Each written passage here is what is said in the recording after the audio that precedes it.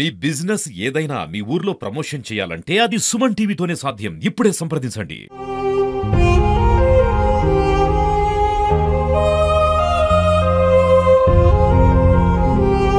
తండ్రి స్నానం అనేది లేదు. పిల్లలు మంది బట్టలు వేసుకొని స్నానం చేపించి పిల్లలకు అన్నం పెట్టిండ్రు sir. Welcome to Suman TV. నా పేరు సాయినాథ్. ఏదైతే నిన్న సోమవారం మధ్యాహ్నం సమయంలో మంగళి రాజు లింగవ్వ ఇల్లు విద్యుత్ షార్ట్ సర్క్యూట్తో కాలిపోయిన సంఘటన నిర్మల్ జిల్లా బైన్సా మండల్ దేగం గ్రామంలో చోటు చేసుకుంది. అయితే రాజు భార్య లింగవ్వ కొన్ని రోజుల నుంచి అనారోగ్యంతో బాధపడుతుంది. మరి వాళ్ళు రాజు యొక్క భార్య రాజు అదేవరం ఉన్నాడు హైదరాబాద్కు బయలుదేరారట. బయలుదేరితే మళ్ళీ సోమవారం వాళ్ళకు మధ్యాహ్నం ఇట్లా మీ విద్యుత్ షార్ట్ సర్క్యూట్తో ఇల్లు కాలిపోతుందని మన దేగం గ్రామ ప్రజలు పక్కవారు ఫోన్ చేసి చెప్పడంతో అక్కడి నుంచి వచ్చి రాజు ఇక్కడ వచ్చేసరికి ఇల్లు మొత్తం వాళ్ళ ఇంట్లో ఉన్న సామాగ్రి మొత్తం కాలిపోయి దృశ్యాలు కనిపించినాయి. అయితే గ్రామస్తులు పక్కవారు కొందరు నీళ్లతో ఆ మంటలు ఆర్పేశారు. అయితే ఇదే సంబంధించిన ఈ సంఘటన ఎలా జరిగింది అనే కోణంలో మనతో పాటు రాజు వాళ్ళ భార్య లింగవ్వ ఉన్నారు. మనం వాళ్ళకు మాట్లాడే ప్రయత్నం చేద్దాం. రాజు గారు నమస్తే. నమస్తే అన్న. ఈ ప్రమాదం ఎలా జరిగింది, మీకు ఎలా తెలిసింది? ఈ ప్రమాదం మేము హైదరాబాద్ వెళ్ళాము. మా భార్య నేను హైదరాబాదు. ఎప్పుడు వెళ్ళారు? ఆదివారం రోజు వెళ్ళాము. మా భార్యకు ఆరోగ్యం బాగలేక అందువల్ల హైదరాబాద్ వెళ్ళడం జరిగింది. మన సోమవారం రోజు మధ్యాహ్నం 1 గంటకు మా అమ్మ కాల్ చేసి ఇట్లా ఫైర్ అయిందని ఫోన్ చేస్తే మళ్ళీ రిటర్న్ మేము ఇంటి వద్ద వచ్చాము. మీకు ఎవరు చెప్పారు ఇట్లా విద్యుత్ షార్ట్ సర్క్యూట్ ఇల్లు కాలిపోతుందని? మా పక్క వాళ్ళు ఫోన్ చేసిర్రు, మా అమ్మ ఫోన్ చేసింది. ఇంట్లో ఎలాంటి వస్తువులు కాలిపోయాయి మీకు ఐడియా ఉందండి? ఇంట్లో బీరువా, బట్టలు, టీవీ, మిషను, మళ్ళీ ఫ్యాను అన్ని వస్తువులు కాలిపోయినాయి. చిన్న పిల్లలు వేసుకునే బట్టల కాడికి వెళ్ళి మా బట్టలు, మా కమ్మలు, మళ్ళా నేను లోన్ లేపిన 50,000 రూపీస్, మళ్ళీ ఆమె నాకు కాకుండా 30,000 రూపీస్ అంటే ఒక బ్యాగులో పెట్టింది.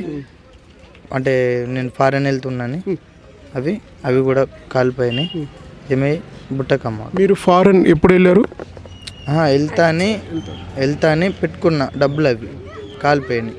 మా పాపలై 4 తులాల మా వెండి గుర్చులు పోయాయి. అదే అండి. ఇప్పుడు ఈ విషయం పైన కూడా బైన్సా తహసీల్దార్ కూడా వాళ్ళ సిబ్బంది ఇక్కడ వచ్చారు, మన తీర్మానం కూడా రాశారని అన్నారు. ఎలాంటి ఆస్తి జరిగింది, ఎంత అంచనా వేశారు వాళ్ళు 3 లక్షలన్నర అంచనా వేశారు సార్. మళ్ళీ మాకు నష్టం జరిగింది. ఎంత నష్టం జరిగిందంటే మాకు 3 లక్షలన్నర నష్టం జరిగిందని చెప్పాం. లోపల స్లాబ్ పోయింది. మళ్ళీ మా ఎలక్ట్రికల్ సామాన్ కూడా మొత్తం కాలిపోయినాయి. మంచము, బెడ్డు, టీవీ, మిషను అవన్నీ ఏం లేకుండా అయిపోయింది. బియ్యం కాడ నుంచి కూడా కాలిపోయింది. తినడానికి వస్తువులు బియ్యం కాలిపోయినాయి, పప్పులు కాలిపోయినాయి, అన్నీ కాలిపోయినాయి. మొత్తం అన్ని నా కమ్మలు కూడా కాలిపోయినాయి. ఎలా చేస్తున్నారు? మా ఇల్లు మొత్తం కాలిపోయింది, నిత్యావసర సరుకులు కూడా కాలిపోయినాయి. మీకు భోజనాలు ఎవరు పెడుతున్నారు? ఎట్లా ఉంది పరిస్థితి? భోజనాలు మా ఊరు తెలిసిన వాళ్ళు, మా పెద్దవాళ్ళు పెడుతున్నారు ప్రస్తుతానికి. ఈ ప్రమాదంలో ఎవరికైనా ఏమైనా ప్రాణ నష్టం జరిగిందొచ్చు అంటారా? ఎవరికి ఏం కాలేదు, దేవుడి దైవంలో ఎవరికి ఏం కానీ. ఇంట్లో ఎవరు లేకుండేనా? ఇంట్లో ఎవరు లేరు.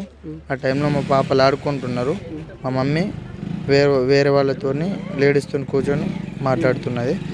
అయితే ఇట్లా ఇంట్లో నుంచి పొగలు వెళ్తున్నాయని చెప్పేసే వరకు మా అమ్మ వచ్చి ఇంట్లో చూసే వరకు మంటలు ఇచ్చినాయి. కొందరైతే షార్ట్ సర్క్యూట్ అంటున్నారు, కొందరైతే మరి టీవీ వల్ల ఇట్లా ఈ ప్రమాదం జరిగి వచ్చింది అని అంటున్నారు. టీవీ వల్ల అయితే కాదు సార్,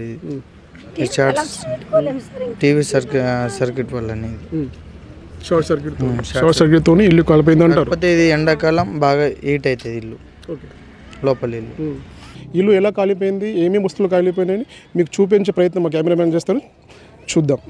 ఇదండి సాయంత్రం అయితే వాళ్ళకు కొందరు మధ్యాహ్నం జరిగింది అంటారు. మరి లోపల వస్తువులు ఎలాంటి వస్తువులు కాలిపోయాయని మనం చూసే ప్రయత్నం చేద్దాము. చూస్తున్నారా వేసుకునే బట్టలు వాళ్ళకి సంబంధించిన హోమ్ థియేటర్స్, వాళ్ళు పండుకునే మంచం, అలాగే అక్కడ పక్కకి ఉన్న ఎల్ఈడి టీవీ కూడా మనకు కనిపిస్తుంది. ఇదండి విద్యుత్ షార్ట్ సర్క్యూట్తో ఇక్కడ ఇల్లు మొత్తం ఇక్కడ ప్రారంభమైంది. ఇక్కడ టీవీ దగ్గర స్టార్ట్ అయింది. అక్కడి నుంచి పొగ మొత్తం బయటకు రావడంతో ఇల్లు పక్కన వారు ఉండే వాళ్ళకు వాళ్ళు సమాచారం ఇచ్చారు. పక్కకు చూసారా, అల్మారి బోర్డ్స్ అంటారు, కప్బోర్డ్ కూడా కాలిపోయే పరిస్థితి మనకు కనిపిస్తూ ఉంది. అలాగే సీలింగ్ ఫ్యాన్ కూడా కాలిపోయిందని మనం చూడొచ్చు ఈ వీడియోలో. స్లాబ్ కూడా పిచ్చలు మొత్తం కింద మొత్తం విడిపోయిన పరిస్థితి కనిపిస్తుంది మనకు. ఇది ఇల్లు మొత్తం దాదాపు ఒక గంటన్నర పొగలు బయటకు వచ్చినాయని పక్క వాళ్ళు మనకు అంటున్నారు. ఇంట్లో కూడా ఏమి మిగలకుండా మొత్తం కాలిపోయిందని కుటుంబ సభ్యులు అయితే కన్నీరు కారుస్తున్నారు.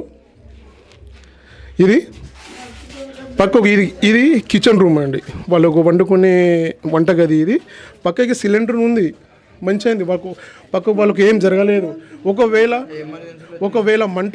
ఒకవేళ సిలిండర్కు తగిలితే అది భారీ పెద్ద ప్రమాదం జరగవచ్చు అని వాళ్ళు అంటున్నారు. ఇప్పుడైతే మీ ఇల్లు కాలిపోయింది, తినడానికి కూడా వస్తువులు లేవు, బట్టలు లేవు.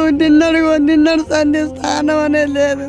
పిల్లలు మంది బట్టలు వేసుకొని స్నానం చేపించి పిల్లలకు అన్నం పెట్టిండ్రు సారు. మాకైతే ఏమీ లేదు. వెనక ముంగడ మా ముగ్గురు తప్ప మాకు ఇవ్వలేరు. ఆ పక్కల్లో ఆదుకున్నారు, అది సరిపోయింది. లేకపోతే మా ఇల్లు కొంప కొల్లేరు అవుతుండే సార్. మీకు దండం పెడతాము. ఎట్లున్నాం అట్లా చేస్తే మీకు పుణ్యం ఉండే సారు.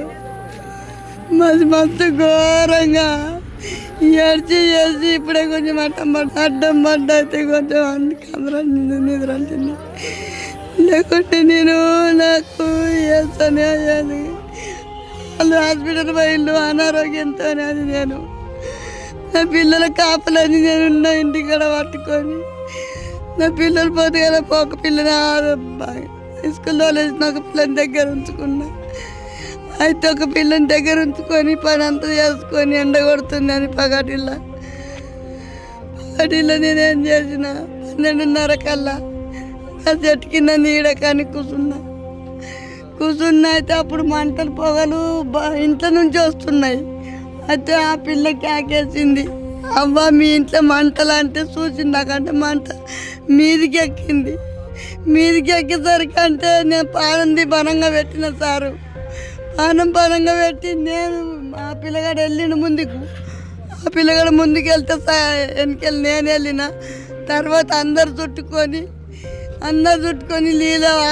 నీళ్ళు పోస్తే ఆ మంటలు తగ్గినాయి సారు.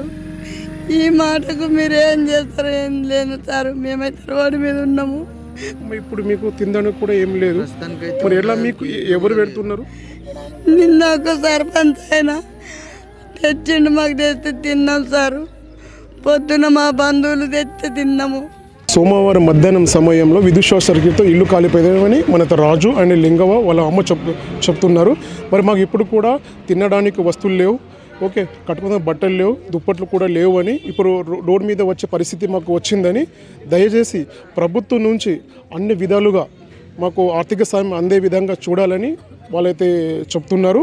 ఈ విషయం పైన దేగం గ్రామస్తులు వాళ్ళకు తోచినంత ఆర్థిక సాయం అందిస్తున్నారు, బియ్యంతో పాటు ఇతర వస్తువులు. మరి వాళ్ళు కూడా ప్రభుత్వం నుంచి మాకు అన్ని విధాలుగా ఆదుకోవాలని ప్రభుత్వాన్ని కోరుకుంటున్నారు.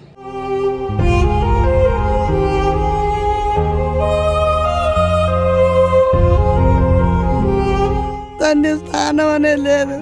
పిల్లలు మంది బట్టలు వేసుకొని స్నానం చేపించి పిల్లలకు అన్నం పెట్టిండ్రు సారు.